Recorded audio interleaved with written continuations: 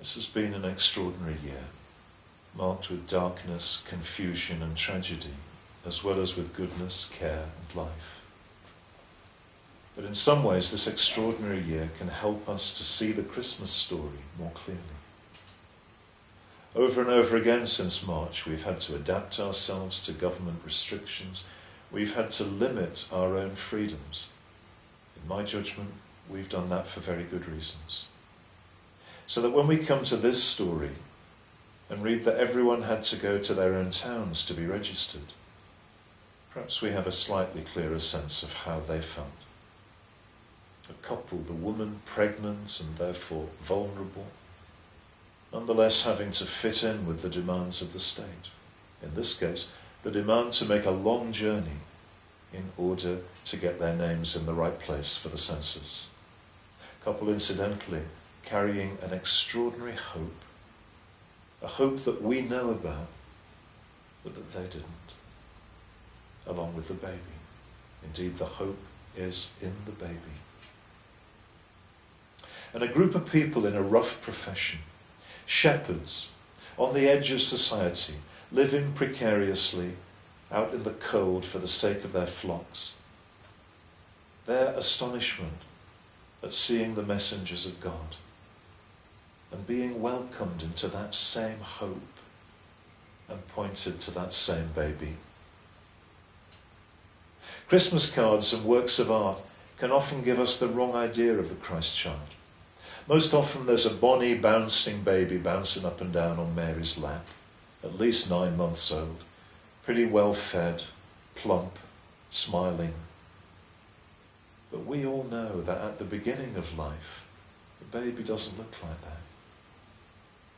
My youngest grandchild, Ellie, was born just after Christmas 2 years ago. And I saw her soon after that, just as I saw my own children moments after they were born.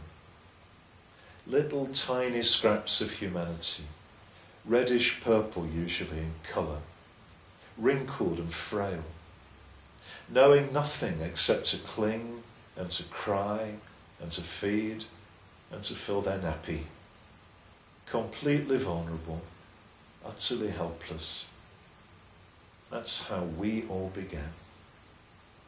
And it's how Jesus began, as the Bible tells us.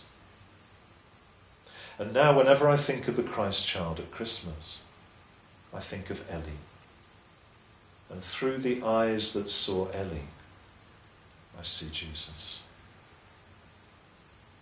So the story is of an extraordinary secret hope, revealed to a cold young woman and her bewildered partner, shared with a group of rough people on the edge of things. And what they all saw was utter helplessness. Christians believe that Jesus was fully human and fully divine. Not some sort of half-divine Superman who never had a problem. It says in the letter to Hebrews chapter 4, we do not have a high priest who's unable to sympathize with our weaknesses, but we have one who in every respect has been tempted as we are, yet without sin. If this is so, then, as the writer to Hebrews goes on to say, we can approach the throne of grace with boldness, so that we may receive mercy and find grace to help in time of need. The story of the surprising hope, the utterly helpless baby who saves us all. That's the story of Christmas. As this year we feel our way through the darkness and the confusion that the virus has brought, my prayer is that for all of us in our diocese, in every parish, every school, every fresh expression, every chaplaincy, we can all share that strange and secret and surprising hope. And I hope we'll make sense of it in the way we live our lives. So I hope that we'll speak of God's love to our neighbours in the spirit of our rule of life that says that we're sent to tell. I hope we'll speak of it through our actions, as we feed the hungry, as we reach out to the hurting, the sisters and brothers of the utterly helpless baby, in the spirit of our rule of life that says we're sent to serve. I hope we'll offer our lives and our resources to the helpless, sharing what we have, building kindness and care for the common good, in the spirit of our rule of life that says that we're sent to give.